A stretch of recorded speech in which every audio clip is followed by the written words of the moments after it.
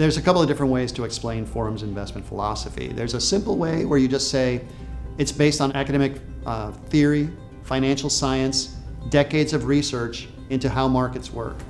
And it starts with the fundamental that we can't predict the markets. If we can't predict the markets, we can't time the markets. And so if you can't time the markets, and if you don't know what they're going to do ahead of time, then the best thing to do is to be the market and be as diversified as you can. And that's really the foundation. And then if a client wants to go a little deeper into the weeds, then we start talking about the dimensional funds and how we use those and why we use those, because those are also based on academic research going back 100 years and what the data says. So it's all very data driven, it's analytical, which I like.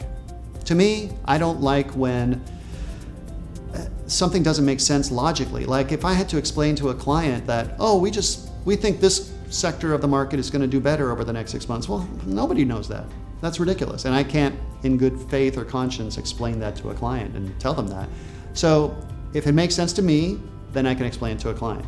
Something that's based on research makes sense to me, I can explain that to a client. Say, hey, we're not trying to predict. We're looking at research. This is what research tells us. That's what we apply. And it's all about, again, going back to being a fiduciary, being prudent with the client, because the investments are just a means to an end. When we're talking about the investments, why do you invest that way? You also have to take a step back and say, well, what are we trying to accomplish with your wealth? What are your end goals? Do you want to leave money for your kids? Do you want to spend it all down while you're alive? Do you want to leave something to charity? Like what are you trying to accomplish? And once we have a clear vision of that, then we can back into the investments. And the philosophy is going to be the same, whether we're conservative or aggressive with the particular client.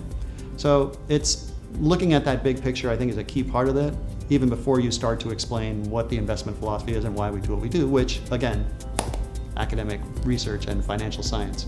So we joined Forum because we were looking for a solution to a problem where we were a fairly successful independent firm in Southern California, but we started hitting some walls.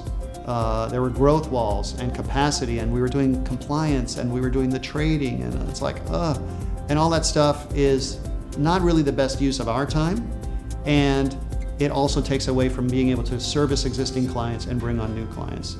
So for any new prospective advisor who's thinking of, I can do this myself, yeah, you can, but why not do it within the framework of a larger firm that can take off all those responsibilities off your shoulders that you don't want to do anymore, so that you can focus on clients, bringing in clients and servicing your existing clients, which is really what all of us love to do. We don't love to do all the compliance stuff, so let other people do that.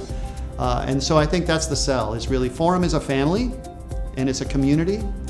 And I think if you're looking for that so that you're not out there on your own, and you have the added benefit of Forum taking care of all that garbage that you don't want to do, then I think that's an easy sell for anybody, as long as, of course, the investment philosophy has to match, which sometimes that could be a hurdle, but again, if you explain it in the right way and they say, oh, hey, that makes perfect sense, I want to do that for my clients, then it should be a very easy sell.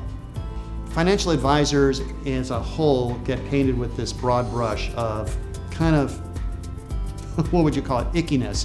Like, we have as good a reputation as like used car salesmen, because I think that's been the history of our profession. Financial advice has only been a profession, really like a legitimate career, since late 1960s, early 70s. And it was all predicated on sales and selling things on commission. And then you have life insurance agents that promoted being financial advisors, but they were selling life insurance and not always acting as a fiduciary. So I think the profession, because of where it started, has this kind of negative connotation to it.